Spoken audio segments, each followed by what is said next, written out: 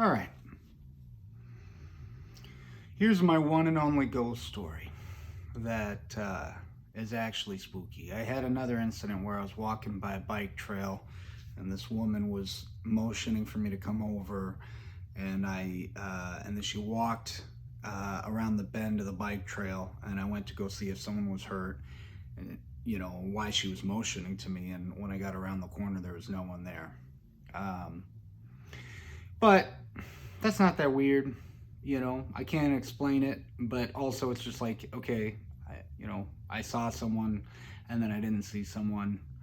Um, it was broad daylight. It doesn't really keep me up at night. Here's the story that does bother me and that freaks me out a little bit. This happened over a decade ago, and I'm deciding to talk about it, so it was pretty weird. So, when I was about 21, I'm 33 now, there was this girl that I was on and off again with, and we would hook up, and I was really poor, and then I had like zero money, and so I used to go donate plasma, and it was literally allocated into my weekly budget. So she messages me on Facebook and she says, I have a favor to ask, can you call me? So I call her up and she says, look, I'm staying at this haunted house and I can't be here alone another night. I need you to come out here and house sit with me for a couple days. I told her, hey, I can't. I have to go donate plasma. I'm super broke. And she goes, well, how much do they pay you? And I tell her how much they pay me, and she says, okay, I'll give that to you if you come here and crash for a couple of days. So in my head, I'm like, oh, I'm a total stud. Someone's about to pay me to hook up with them. This is great, which is pretty dumb. But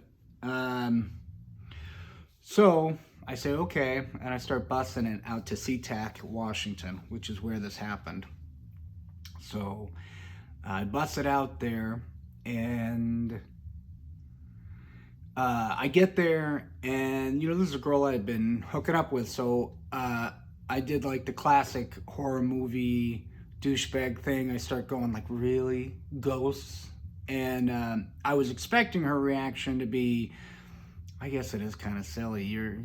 I just missed you. That's not what she did. She looked at me like I was the biggest dummy on planet Earth, like I was a complete dipshit. So that was the first red flag I had. Was just her reaction when I mocked her. So then I decided, she gave me the money, and I'm like, well, I'm gonna go get a beer. So I went and grabbed a couple of beers for us and came back, and I was drinking. You're drinking alcohol, you gotta go pee. So I asked her, I'm like, hey, where's the bathroom? And she says, it's over there, but don't go through the secret door, just leave it alone. And I didn't really understand what she's, I'm like, what? And she says, there's a secret door. Don't touch it. Don't mess with it. And so I'm still not really processing what she's saying, but I'm like, well, I'll see what it is. I go into the bathroom, and at some point, someone had taken the wall and cut it out, and then taken plywood, cheap plywood, and put it on hinges and wrapped the bathroom walls in wallpaper so that one of the walls was actually, a secret door that you couldn't see, but you could see it now because it had warped from the moisture from the dirt underneath the house. That's all it led to. So imagine pulling one of your bathroom walls at the seam, and it opens, and then it just leads into the dirt beneath the house. This was at the basement level. It's a 2-story house. I don't know what you would want to store underneath your house where there's dirt and moisture. Literally, the reason you could see it now is because it had warped from that moisture. So, the second I saw that, I've been in construction my whole life. I've been on construction sites since I was a kid. And I immediately thought, oh, serial killer. It was such a strange thing to construct in such an odd place. and where it led to, it gave me the heebie-jeebies immediately. So I use the restroom, I go back out, and I'm hanging out with, a girl that I'm romantically linked to. And we're hanging out, and that night I go to bed, we're sleeping in the same bed, and I'm laying flat on my back on this bed with her at my left, and I'm fucking so cold. It's like, it felt like we were outside, like, God damn, why is it so cold right now? But luckily, I'm laying next to a girl. So I decide, I'll just roll over and cuddle with her, The second I go from laying flat on my back to onto my side, it's like it's room temperature again. It was like there was just a cold pocket of air on one side of the bed and not the other. So that was pretty weird. The other thing she had said was that when I asked her, like, why do you think it's haunted? She said, you can always hear people walking around upstairs. The next day I wake up and I hear that. It sounds like someone's walking around upstairs loudly.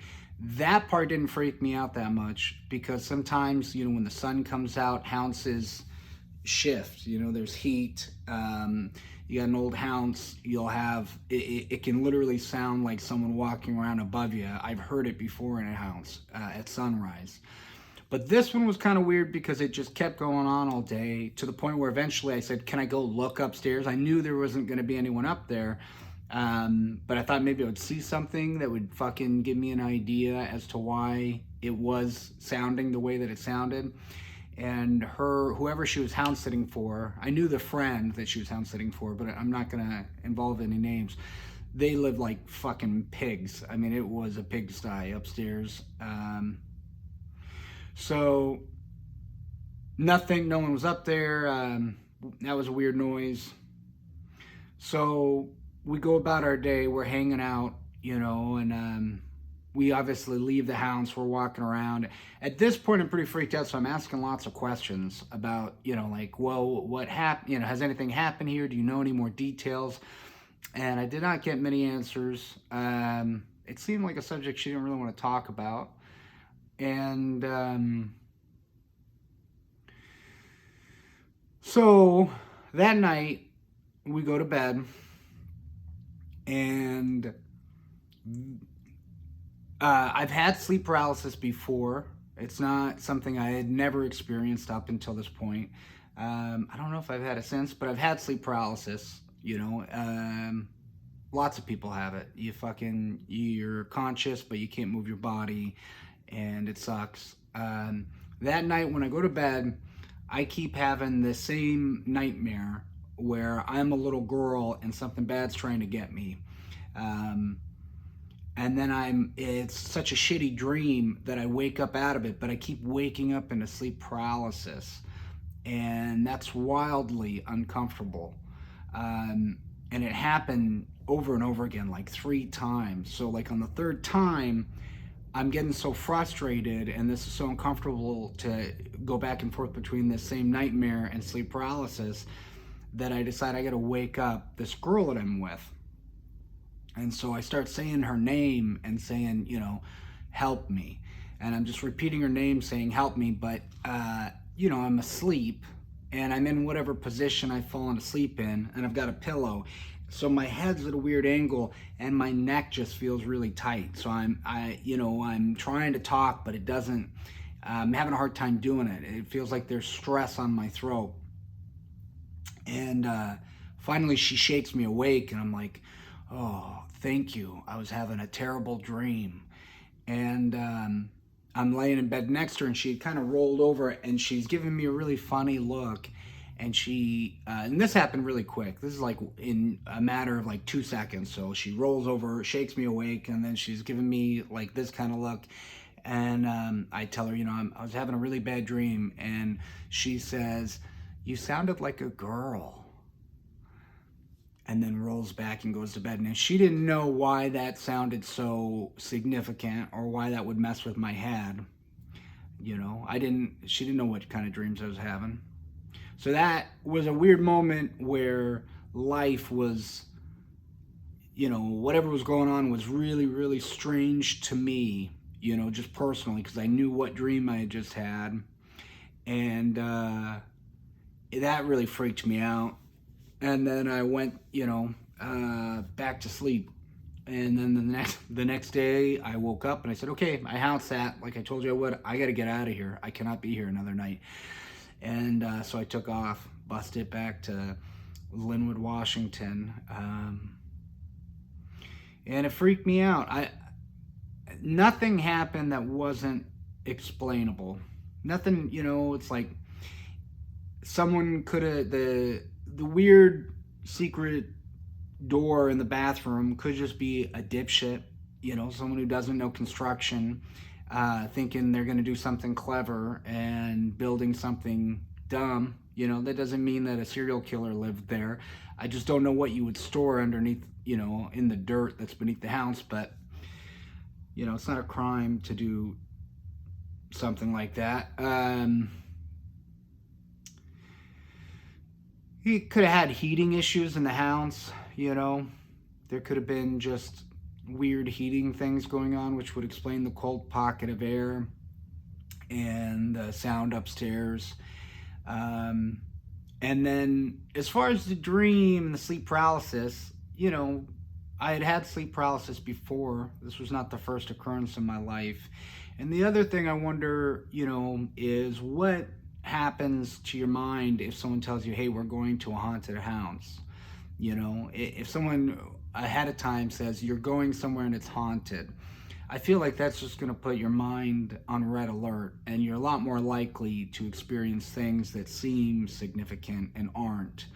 Like we're all looking at our life through our own eyes. We have this one window, and if someone tells you you're going into a haunted house, that can definitely affect your state of mind and have you look at things as being significant when they're not, and be on edge. And if you're already on edge, fear is gonna.